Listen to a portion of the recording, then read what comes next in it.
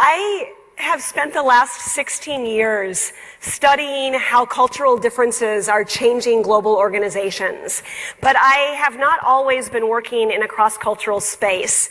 I was raised in a very monocultural place. I was raised in Minnesota, in the Midwest of the US. And it was only later as an adult that I started living in other countries and kind of learning about these things. But I had a situation early in my career that got this all started for me, where I was on a trip to Japan with a Japanese colleague, and I gave a short presentation to a group of Japanese participants, and at the end of the presentation I asked them if they had any questions. When I looked at the group, no one raised their hands, so I went to sit down.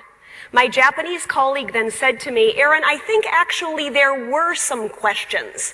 Do you mind if I try?" And I said, "Okay, fine."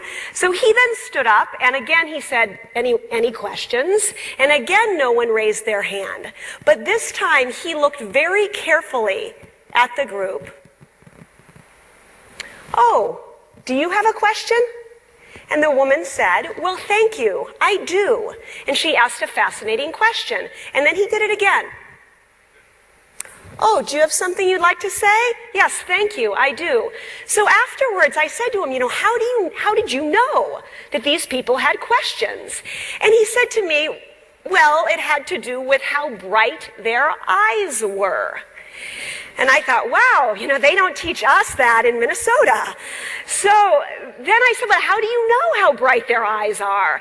And he said, "Well, in Japan, we don't make as much direct eye contact as you do in the West. So when you ask people if they have any questions, most people are not looking at you directly. But a few people in the audience are looking directly at you, and their eyes are bright. And that indicates that they would be comfortable with you calling on them." So the next day I gave another presentation, and again I asked if there were any questions, and again no one raised their hand. But this time I thought, okay, I'll just try.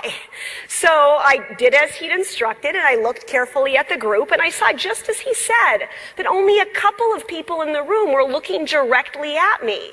And if I really thought about it, well, yes, okay, their eyes were bright. So I gestured to one of them, and he kind of went like